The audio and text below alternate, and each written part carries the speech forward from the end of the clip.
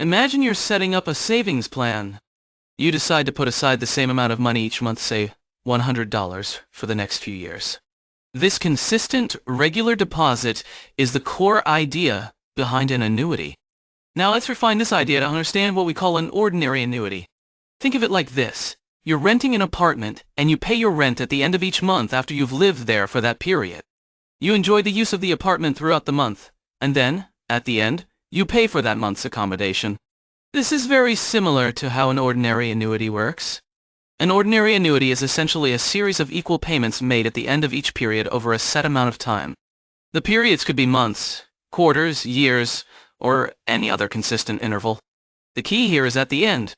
Let's say you decide to invest in a bond that pays you interest. If this bond is structured as an ordinary annuity, you would receive your interest payments at the end of each period, perhaps every 6 months or every year. You wait until the period is over to get your payment. Consider another example, perhaps a loan. When you take out a mortgage to buy a house, your mortgage payments are typically structured as an ordinary annuity. You make your payment at the end of each month after you've lived in the house for that month. Similarly, car loan payments are usually ordinary annuities. You use the car for a month, and then at the end of the month, you make your payment. Why is this ordinary annuity important to understand?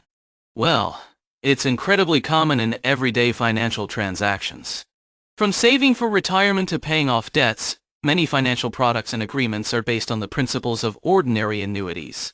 Understanding ordinary annuities is also crucial when you start thinking about the value of money over time. Because payments are made at the end of each period, the interest earned on each payment has slightly less time to accumulate compared to if the payments were made at the beginning of each period. This distinction becomes important when calculating the present value and future value of these annuities.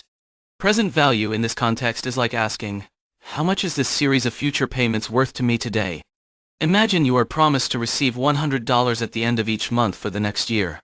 The present value calculation helps you determine the lump sum of money you would need today to equal the value of receiving those future $100 payments, considering factors like interest rates. Future value, on the other hand, is like asking, if I make these regular payments, how much will I have accumulated at the end? If you consistently deposit $100 at the end of each month into a savings account that earns interest, the future value calculation tells you the total amount you'll have at the end of a certain period, including all your deposits and the accumulated interest. So, to recap, an ordinary annuity is a series of equal payments made at the end of each period.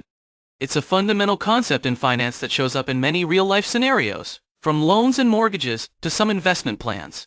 Understanding it helps you grasp the mechanics of regular payments and how they accumulate value over time, which is essential for making informed financial decisions. It's about those consistent end-of-period payments that shape so much of our financial world.